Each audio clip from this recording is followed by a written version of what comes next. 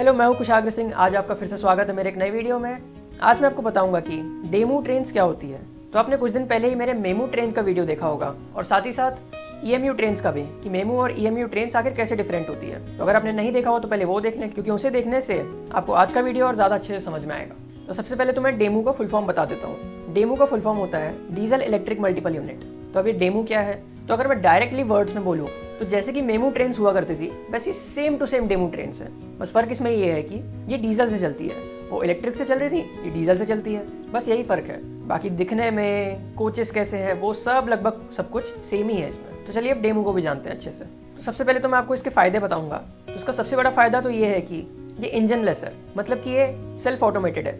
इसमें खुद ही इंजन लगा रहता है, अलग से कोई इंजन लगाने की जरूरत नहीं पड़ती। इसमें लेकिन दो ही इंजन रहते हैं। मेमू में जैसे 3 भी रहा करते थे, इसमें सिर्फ 2 ही रहते हैं। एक सबसे आगे रहेगा और एक सबसे पीछे रहेगा। और जब भी डायरेक्शन बदलना है तो लोको पायलट्स बस अपनी जगह बदल लेंगे।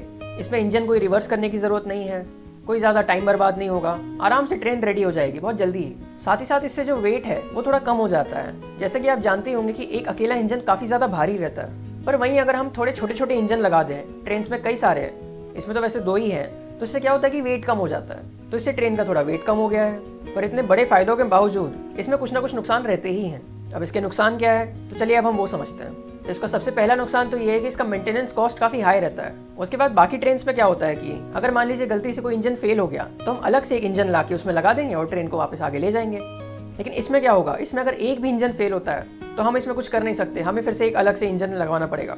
मतलब कि पूरी ट्रेन ही लगभग ठप्प पड़ जाती है, कुछ इसमें कर नहीं सकते अलग से। और ट्रेन सेट में तो आप जानते ही हैं कि सब कुछ लगभग जुड़ा हुआ ही रहता है। और मैं आपको बता दूं, इसमें जो 2 इंजन लगे रहते हैं, तो जैसे ही लोको पायलट आगे का कंट्रोल करेंगे तो वैसे ही पीछे वाला इंजन भी उसी हिसाब से कंट्रोल होता है। इसी को हम मल्टीपल यूनिट बोलते हैं। अब आप सोच रहे होंगे ये कैसे होता है, तो मैं आपको बता दूं कि इसके सारे कोचेज में केबल जुड़ी रहती है, उसी से ये सारी फंक्शनिंग होती है। अब कुछ कुछ डेमो ट्रेन्स 8 कोचेस की आती है और कुछ कुछ 10 कोचेस की आती है, और कुछ कुछ थोड़े छोटे भी रहते हैं। पर इन सब में एक इंजन सबसे आगे रहेगा और एक इंजन सबसे पीछे रहेगा, मतलब कि इसमें 2 ही इंजन रहते हैं। अब अगर मैं आपको इसके भी पैसेंजर अमेनिटीज बताऊं तो इसमें भी सेम जैसे मेमू थी वैसे ये भी है। इसमें भी कुशन्ड सीट्स लगी है, वाइडर विंडोज है, मोबाइल चार्जिंग सॉकेट्स दिए गए हैं, साथ ही साथ इसमें भी स्लाइडिंग डोर्स है और एलईडी लाइट्स भी है। जो नई वाली डेमूज है उनमें सीसीटीवी कैमरे भी लगे हैं। तो लगभग जैसी नई मेमू है वैसी उसी तरह की नई डेमू भी है। इवन जो नई डेमू है उसका डिजाइन भी लगभग मेमू की तरह ही है। वरना अगर आप पुरानी वाली देखेंगे तो उसका थोड़ा डिजाइन अलग टाइप का रहता था। वैसे रेलवेज है तो कुछ भी करती रहती, इतने सारे डिजाइन की डेमू ट्रेन्स निकाल के रखी है कि क्या बताएं। मैं ही इसकी जानकारी निकालने में कंफ्यूज हो गया था वैसे तो। पर कोई नहीं, बदलाव जरूरी है। एक के बाद एक रेलवे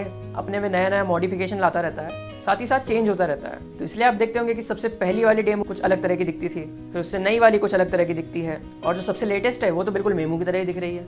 बस पेंटो नहीं है इसमें, बाकी सब कुछ तो वैसा ही है। और डेमो ट्रेन्स का एक और नुकसान होता है कि इसमें नॉइज बहुत ज़्यादा होती है, क्योंकि इसमें 2 डीजल इंजन रहते हैं, तो दोनों बहुत ज़्यादा आवाज़ करते हैं। और मैं आपको बता दूं कि इसमें डायनेमिक ब्रेकिंग का इस्तेमाल किया जाता है। तो डायनेमिक ब्रेकिंग क्या है, इसे अगर आपको समझना है तो मेरा रीजनरेटिव ब्रेकिंग वाला वीडियो आप देख लीजिए, उसमें मैंने बताया कि डायनेमिक ब्रेकिंग क्या होती है। डायनेमिक ब्रेकिंग को हम रियोस्टैटिक ब्रेकिंग भी बोल सकते हैं। अब मैं आपको डेमू के इवोल्यूशन के बारे में बताता हूँ। तो जो फर्स्ट जनरेशन की डेमू थी इंडिया में, तो मोस्टली पंजाब में चला करती थी। इंडिया का फर्स्ट और सबसे लार्जेस्ट डेमू का शेड भी जालंधर में है, जो कि पंजाब में है, और अभी भी इसके टोटल 90+ यूनिट्स वहाँ पर है। जो फर्स्ट जनरेशन वाली डेमू है वो टोटल 700 हॉर्स पावर की रहती थी। ये 3 या फिर 6 कोचेस की रहती थी, और इसे बनाया था हमारी ICF ने, इंटीग्रल कोच फैक्ट्री चेन्नई। और इसका जो ट्रांसमिशन है उसे हम हाइड्रोलिक ट्रांसमिशन बोलते हैं, और इसकी मैक्सिमम स्पीड 100 kmph थी। इसके बाद आई सेकंड जनरेशन वाली डेमू, थोड़ा सा पावर इंक्रीज कर दिया गया, ये 1400 हॉर्स पावर की हो गई। इसको टोटल 8 कोचेस का कर दिया गया, जिसमें कि 2 इंजन ही रहते हैं, और इसकी स्पीड कर दी गई 105 km/h की। अब इसका जो ट्रांसमिशन है उससे बदलकर DC इलेक्ट्रिक में कर दिया गया, और इसे बनाया था रेल कोच फैक्ट्री कपूरथला ने, मतलब कि RCF। और इसके बाद हम आते हैं थर्ड जनरेशन वाली डेमू पे। तो ये वाली एकदम नई है। अभी जितने भी डेमो आ रहे हैं वो सारे आपको थर्ड जनरेशन के ही मिलेंगे, और ये है टोटल 1600 हॉर्स पावर की। इसमें टोटल 10 कोचेस लगे रहते हैं, और इसकी मैक्सिमम स्पीड है 110 km/h की। और इसका जो ट्रांसमिशन है उसे कर दिया गया AC इलेक्ट्रिक। सबसे पहले हाइड्रोलिक वाला आया, फिर DC इलेक्ट्रिक आया, और अब फाइनली AC इलेक्ट्रिक हो गया है। अब आप अगर एक चीज ध्यान दें तो आप ये देख रहे होंगे कि ट्रेन की स्पीड में ज्यादा कुछ अंतर नहीं आया। फर्स्ट जनरेशन से थर्ड जनरेशन के बीच में सिर्फ 10 की स्पीड का ही अंतर आया है। वो 100 की थी तो ये 110 की हो गई है। आपके मन में भी कई बार ये सवाल आता होगा कि ये इतने कम स्पीड से क्यों चलती है। तो मैं आपको बता दूं, हमारे ट्रैक्स ही उतने कैपेबल नहीं है।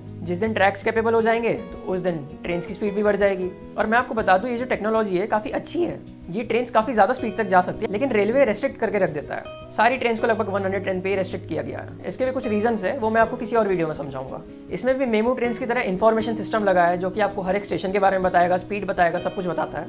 ड्राइवर गार्ड के बीच में इंटरकॉम है जिससे कि वो दोनों आपस में बात कर सकते हैं, वरना बाकी जगह उन लोगों को वॉकी टॉकी दिया जाता है। और सेम जैसे सिस्टम मेमो में था वैसे इसमें भी है। इसमें भी अगर आप चेन पुलिंग करेंगे तो डायरेक्टली ट्रेन नहीं रुकती है। सबसे पहले तो लोको पायलट को पता चलेगा, उससे आप जब बात करेंगे उसके बाद ही वो ट्रेन रुकेगा। साथ ही साथ अगर नीड पड़ी तो हम 2 डेमो को भी एक साथ जोड़ सकते हैं, जैसे कि हम मेमो ट्रेन को कर सकते थे। इसमें भी एक जंपर केबल लगा रहता है। इन दोनों को अगर हम लगा देंगे तो 2 डेमो ट्रेन एक साथ चल सकती है। मतलब कि कंट्रोलिंग लोको पायलट ही करेगा पहली डेमो का, लेकिन दूसरी वाली भी जैसे पहले चल रही है वैसी वो भी चलेगी। इसके साथ अगर मैं आपको एक और चीज़ बताऊं तो उसमें यूज़ किया जाता है शाकू कपलिंग का। शाकू कपलिंग थोड़ी सी अलग टाइप की कपलिंग होती है, जैसा कि आप फोटो में देख ही रहे होंगे। तो जब मैं कपलिंग के बारे में वीडियोस बनाऊंगा तब मैं आपको अच्छे से बताऊंगा इस शाकू कपलिंग के बारे में। अभी आप बस इतना समझ सकते हैं कि ये एक बार जुड़ गई तो इसे खोलना इतना आसान नहीं रहता है, इसलिए आप हमेशा ट्रेन सेट्स को देखते होंगे मोस्टली जुड़ी हुई रहती है।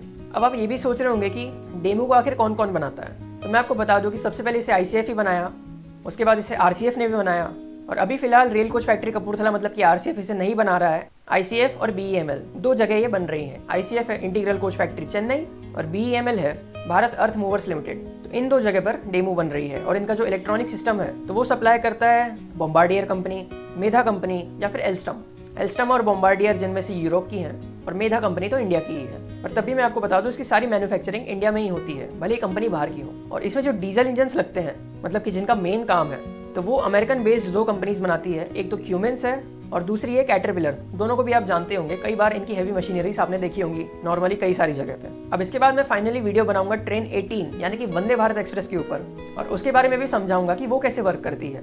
और मैं आपको एक और चीज़ बता दूं, अभी कुछ दिन पहले एक खबर आई थी कि एक डेमो ट्रेन में ऊपर में सोलर पैनल्स लगाए गए थे। तो ये क्यों लगाए गए थे? अंदर जितने भी बिजली है या फिर पंखा जो भी चल रहा है तो वो सबको सप्लाई के लिए सोलर पैनल्स लगाए गए थे। इससे भी रेलवे को काफ़ी खर्चा बच रहा होगा। अभी मुझे इस चीज़ की जानकारी नहीं है कि कितने सोलर वाली ट्रेन अभी फिलहाल ऑपरेट कर रही है। और साथ ही साथ आपने एक और ट्रेन देखी होगी, वो CNG से चलती है। वैसे तो नाम का है, मोस्टली उसे डीजल से ही चलाते हैं, बस नाम उसमें आगे CNG लिख के रख दिया है। कुछ दिन CNG से चली भी होगी, लेकिन अभी तो फिलहाल वो डीजल से ही चलती है। तो आई होप आज आपने समझा होगा डेमो ट्रेन्स के बारे में कि ये क्या होती है, कैसे वर्क करती है, कहाँ बनती है, सब कुछ। तो अगर आपको कुछ समझ नहीं आया होगा तो कमेंट करें, मैं आपको उस चीज़ के बारे में समझाने की कोशिश करूंगा। अगर आप चाहते हैं कि मैं किसी टॉपिक पर वीडियो बनाऊं तो आप वो भी कमेंट करें, मैं आपके टॉपिक पर वीडियो बनाने की भी कोशिश करूंगा। So thank you so much for watching this video. धन्यवाद।